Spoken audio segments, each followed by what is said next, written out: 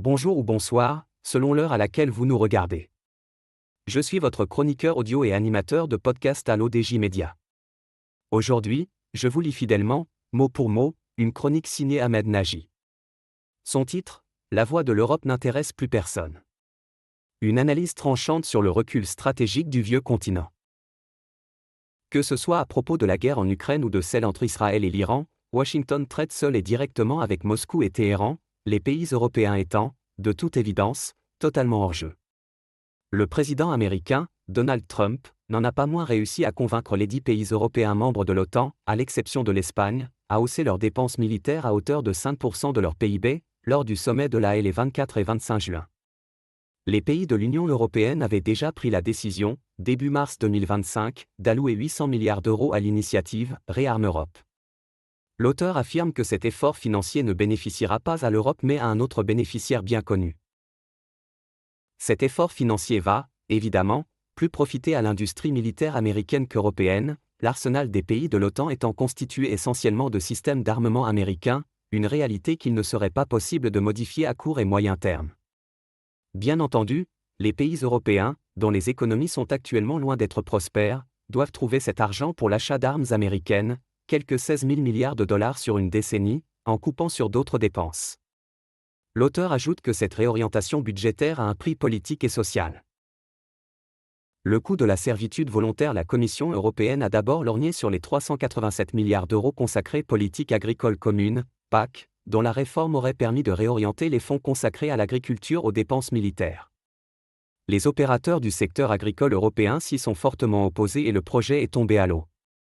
Les pays européens doivent, donc, chercher ailleurs les moyens pour contrer la menace à long terme posée par la Russie à la sécurité euro-atlantique, selon les termes du communiqué du récent sommet de l'OTAN. De fait, maintenant que les États-Unis ont décidé d'arrêter les frais concernant la guerre en Ukraine, c'est aux pays européens de prendre en charge ce conflit d'ores et déjà remporté par la Russie. BlackRock, la fameuse société américaine d'investissement qui cherchait des investisseurs pour alimenter le fonds pour l'Ukraine, a également laissé tomber, les incertitudes pesant sur l'avenir de l'Ukraine ayant décidé les porteurs de capitaux de s'abstenir d'y participer. La reconstruction de l'Ukraine va nécessiter quelques 500 milliards de dollars, selon le Premier ministre ukrainien, Denis Shmyhal.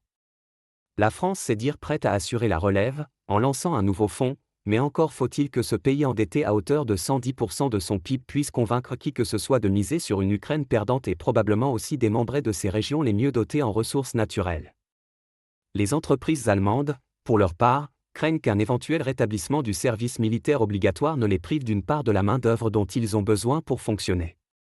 Il est à noter que l'armée allemande peine à convaincre les jeunes Allemands de rejoindre ses rangs.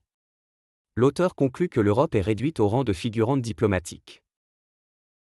Le sale boulot, mais il est vrai que pour un pays dont le chancelier, Friedrich Merz, a déclaré que Israël et l'Ukraine accomplissaient le sale boulot pour l'Allemagne et l'Europe, le sort de l'économie allemande, déjà en récession, ou le niveau de vie de la population, qui ne manquerait pas de baisser suite au détournement d'une partie des dépenses sociales vers l'acquisition d'armes, est totalement occulté par l'aveuglement idéologique. Moins les pays européens pèseront sur les affaires de ce monde, comme ce fut le cas pendant 4 siècles, plus leurs dirigeants vont vociférer et se tortiller sur la scène publique internationale, dans le vain espoir de continuer à exister en tant qu'acteurs influents plutôt que de simples contributeurs à la puissance américaine, sans voix au chapitre. Israël et l'Iran, pour leur part, ne font même pas semblant d'écouter les pays européens. Tel Aviv et Téhéran s'adressent directement à Washington. Il fut, une fois, la puissance européenne. Merci de nous avoir suivis jusqu'au bout de cette chronique signée Ahmed Nagy. J'espère vous avoir fidèlement transmis chaque mot, chaque nuance, dans le respect absolu du propos de son auteur. À très bientôt pour une nouvelle chronique sur l'ODJ Média. Restez connectés, et surtout, exigez la nuance.